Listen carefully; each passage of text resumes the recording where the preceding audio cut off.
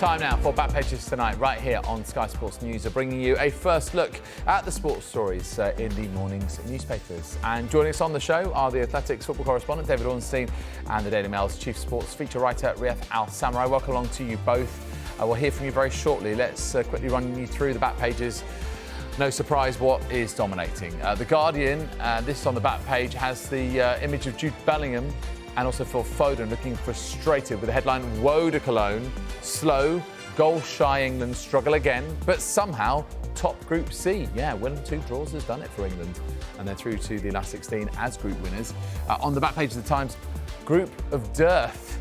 England finished top after goalless draw, and fans throw plastic pint glasses towards Southgate. Yes, we were hearing that from our colleagues at Sky News.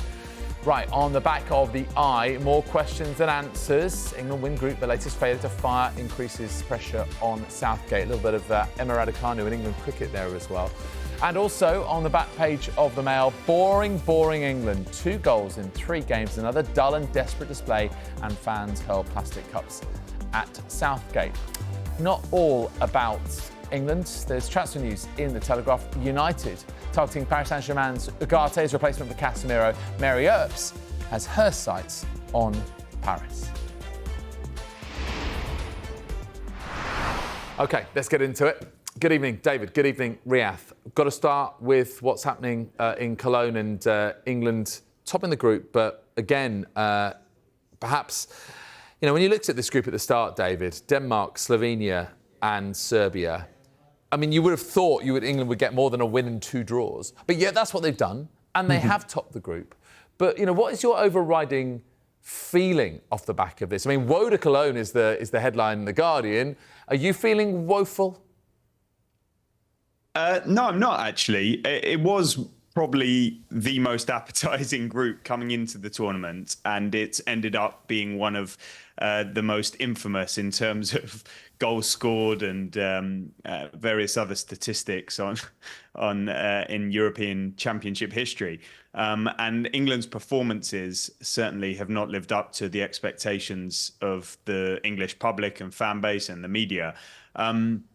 But on the flip side, their defence has been solid. Very few goals conceded. They've gone through as group winners. They've had a bit of fortune in terms of the draw opening up for them, with France finishing second and that other half of the draw being stockpiled with the biggest nations. That shouldn't make England complacent, because there are some dangerous teams that they could face in the last 16, and that's all they should be thinking about for now, let alone the quarters, semis, and potentially a final. But despite another disappointing and dispiriting performance for much of the match, and certain individuals who are just not hitting the levels that we expect of them or they expect of themselves, when the changes were made tonight and Kobbie Mainoo came on at half time and Cole Palmer towards the end, and also Anthony Gordon, England looked a far more dangerous team. And I've seen Paul Scholes, the arch critic, on social media already tonight, saying he actually thinks it was an encouraging performance, because at one point tonight, there were the sort of players on the pitch that look like they can make England click. And now that's all that matters. They've got through the group stage. It's the judgment time. It's the knockout stage. And in Gareth Southgate's previous tournaments, they have actually delivered at the last 16 onwards. Obviously, it was difficult out in the last World Cup. But I'm trying to bring some optimism to this. England are in it, and that's a good thing. Yeah. Do you know what? I was just looking through the group stage at Euro 2020. England only scored 2 goals in that group stage as well. They happened to be both winning goals, though. And they went through by 3 points ahead of Croatia and Czech Republic, and that draw against Scotland. But when it comes to this tournament, Riath, and this particular game, you know, Slovenia were in a 4-4-2, a low block. England, with all their talent, should still be able to make their way through that. They're just having to now use all of the squad to prove that they can. What was the most frustrating thing about tonight's game for you, Riath? I think that's spot on, David. It's you've got to contextualise it, which is they've not lost. They have, through luck rather than judgment, ended up on a reasonably welcoming side of the draw. But when you watch the games, what are you seeing? They are stinking the place out. To be perfectly frank, the football is just, I wouldn't just be saying this because it agrees with our own back page. But it's boring, boring England. There's no pace. They look static, and I find it astonishing if we just rewind an enormous amount of time, which is to say, probably about 2 weeks ago. We were all worried about the defence, and it's actually the attack that's the problem. Now, I think we do need to qualify it a little bit. I'm not convinced Harry Kane's fit. I'd say the same for Saka as well. Now, is that something that corrects itself with extra minutes as the tournament wears on? Let's hope so. But Bellingham tonight was a concern. I think that was his worst game by a distance, in fact. Didn't create a single chance. He's starting to look quite stroppy. Now, it feels necessary to balance that a little bit. Like anyone else, I absolutely love Jude Bellingham. He's a generational talent. But for England to do anything whatsoever in this tournament, Jude Bellingham needs to be closest to the version we see at Real Madrid. Barring half an hour against Serbia, we haven't seen it in this tournament. Going against that, Phil Foden, he was probably a little bit better tonight. I still think England's solution is to change this system, change the personnel. Southgate, clearly, by hooking Conor Gallagher at half-time, doesn't get any closer to knowing what he's going to do about that midfield. Mainu came on and did well. Might be that he's the solution. I'd love to see him drop Bellingham a little bit further deep, put him next to Declan Rice. I've been banging on about this to anyone who'll listen, who isn't very many at this point, but I'd love to see them try him in that Tony Kroos kind of role. I fully believe he can play it. If any English player can get close to that level, it's Jude Bellingham. He's got confidence to burn. He's the calmest presence on the pitch. He's got the passing range. Give him a little bit of space, and more importantly, let Phil Foden play centrally. Have some proper natural width there. I like the way Cole Palmer looked tonight. I'd love to see Anthony Gordon get more than a minute on the pitch. I think it's absolutely mystifying that we've come through an easy group and Anthony Gordon's been given about 1 minute of football. I'm a huge Gareth Southgate fan. I would defend him wholeheartedly, particularly against anyone who's moronic enough to throw bottles at a guy who took England to a final 3 years ago. But I can only ask questions of what's going on with this squad at this tournament, because so far it hasn't been good enough. As dramatic as that sounds, it has been woeful. It has been dire. Yes, they've not lost. Yes, they're in a good side of the draw, but we keep making the point that, yes, it's a results business, but what's the biggest indicator of a forthcoming result? It's a performance. And so far, the performances have been very, very poor. Yeah. I mean, it's funny, isn't it? Because, as you mentioned, England, top of the group. They're in a better side of the draw in terms of the sides they'll face. But the frustrations are absolutely there. So much so, in fact, that fans, we heard on Sky News, as well as in some of the papers, I believe the Times, there's a story about England fans chucking plastic pint glasses at Gareth Southgate. What about the manager right now? It seems like he's always been default a little bit with the handbrake on, David. But he's made the one change for this game with Conor Gallagher coming in, and it hasn't worked. Do you think it's in his makeup at all to go much more aggressive than that when it comes to a last 16 match? He has gone aggressive in the past, David, but it was normally at the end of a group stage when there wasn't a great deal to play for, like a dead rubber. Going into the knockout phase, I'm not sure England fans will want to hear this, but Gareth Southgate is likely to stick to what he knows. That's the evidence we've seen, unless he's about to tear up the script in what is very possibly his final tournament and go hell for leather, which many of us would like to see. And I don't think there's any risk in starting Kobbie Mainoo. In fact, I think he will start alongside Declan Rice. And I thought Declan Rice played well tonight. There is an issue, clearly, as Riath points out on Bellingham, a player we all love and admire and has had the most amazing season at Real Madrid. But the numbers speak for themselves tonight. The body language also. Phil Foden, a really poor game by his standards again. Bukayo Saka, I don't know if he's come into the tournament with an injury that's a little bit worse than we knew, but he doesn't seem to be his normal self. Again, some disappointing stats. And Harry Kane's trying, but it's not coming off. Thankfully, the defence is functioning by and large. Kieran Trippier, a few rusty moments, and there was some sort of tense exchanges between him and Phil Foden and Bellingham at times with certain players too. So the spectre falls on Gareth Southgate, doesn't it? Because he's not getting a tune out of a vastly talented squad.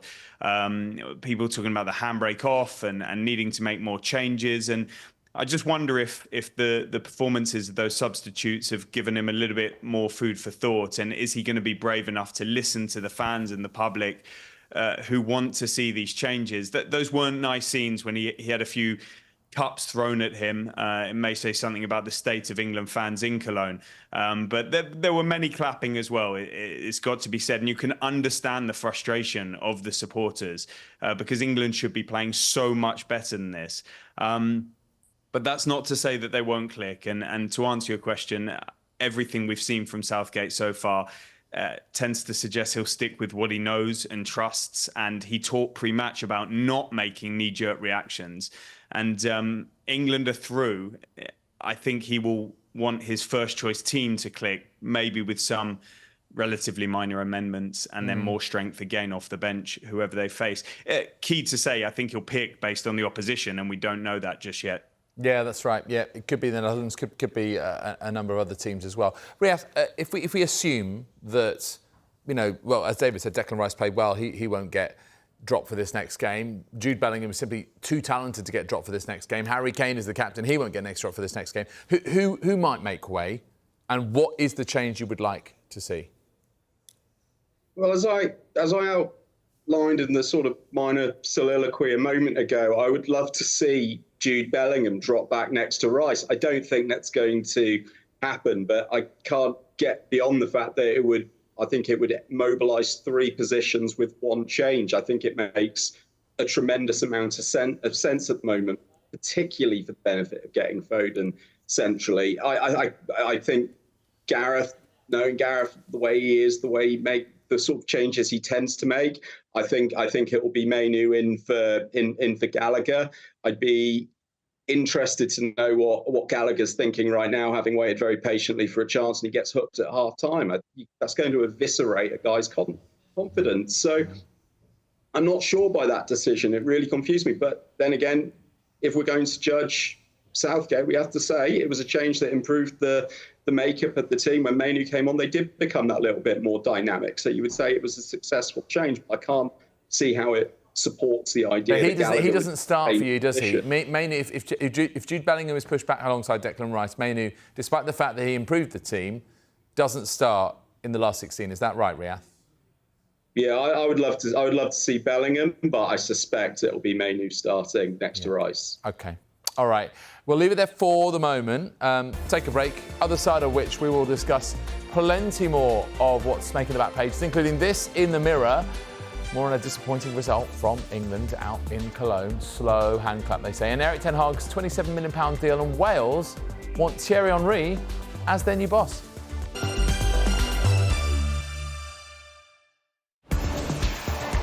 You are watching Back Pages tonight. Welcome back to you. Welcome back to the Athletics football correspondent David Ornstein and the Daily Mail sports feature writer Riath Al-Samarri. More on England. The headline in The Sun is slow and steady, lads. Lucky Lions avoid hosts and big boys.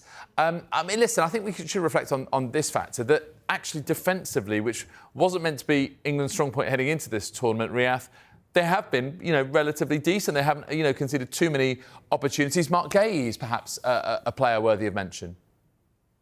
Yeah, I'd agree with that. I think Gay was one of the guys coming in. There was maybe a slight question mark against him. I don't think many of those, questions came from people who say watch Palace terribly often. So you can see him. You can see him in the Premier League as as a solid centre half. I think he's done well here. I thought he was strong tonight. He had a couple of loose touches, a couple of loose passes early on, but beyond that, he's been solid. The only thing I would say when we talk about England's defence is it's still not really being tested, and maybe that's something that relates to the attacking issues, playing against that low block, playing against teams who are going to sit back and they're going to counter at you. And so I would reserve judgment on the defence until we see them come up against one of those more elite attack forces out there in the tournament. But sort of at the moment, if we're sort of frantically and desperately clutching for positives, you'd have to say that's one of them.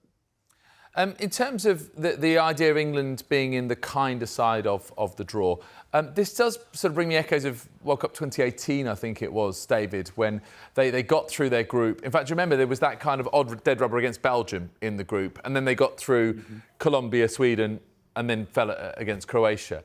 Do you think that this is something that is significant with France, Portugal, Germany, Spain all piled up in the other side of the draw?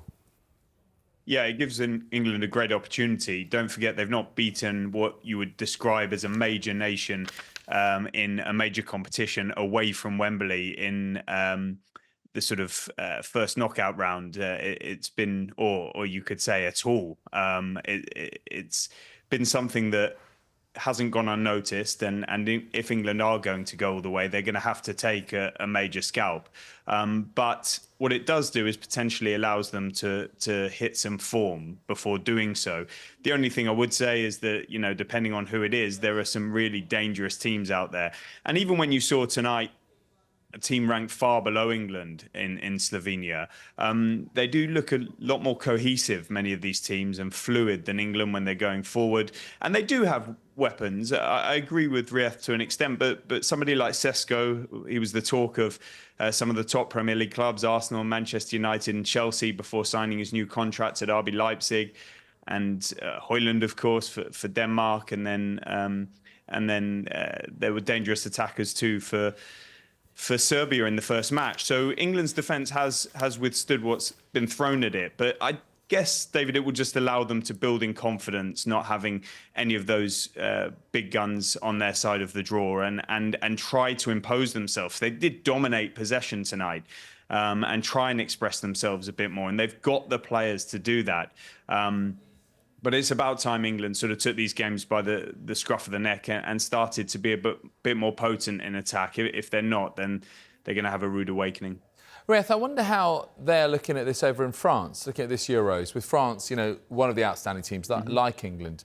And they've also, you know, not done as well as their fans would have hoped. They finished second in their group behind Austria. The 1-1 draw today, denied a win by Robert Lewandowski in a penalty taken second time around. This is in the Daily Telegraph. Mbappe scores on return, but France make task tougher. Yes, this means that France drop into that other side of the draw. So how do you see things now in terms of, you know, let's say the top teams and meeting expectations after 3 games? I think it's a really relevant point, and also a way of kind of perhaps checking some of the hyperventilating that we've got going on around England. For France, this isn't going well. They've finished second in their group. They've thrown themselves into that side of the draw with Portugal, with Germany, with Spain. That's not where anyone wants to be. Now, when you watch France, you do see certain echoes of England there in terms of things not firing correctly. Obviously, they've had the Mbappe situation to navigate, but let's not forget as well, they've had 2 goals so far this tournament. One's an own goal and one's a penalty. There's nothing there that's going to the French script. So if we're saying they want to play themselves into a little bit of form in the same way that England want to play themselves into a bit of form, well, they've suddenly got to do that on this somewhat demonic half of the draw. So, you know, that's by no means a positive situation. I think Spain are looking excellent. Portugal, I was at their game with Turkey the other evening. They are looking extremely good. Man for man, I think you could possibly make the argument that they're the best team in the tournament. And that's before, you know, we'll save it probably for another evening, but I'd argue they're perhaps carrying Cristiano Ronaldo within that. And so, you know, that's how good Portugal are at the moment. Germany are looking very strong. They had 1 draw against a good Swiss team, who, of course, could be England's opponent in the quarterfinals if things pick up. The result to mention, Netherlands 2, Austria 3, which means that the Netherlands now become one of England's potential opponents in the last 16. Let's turn our attention to domestic matters, and this story in the back of the Mirror, David. Erik ten Hag's £27 million deal, they say here in this story by David McDonnell and David Anderson.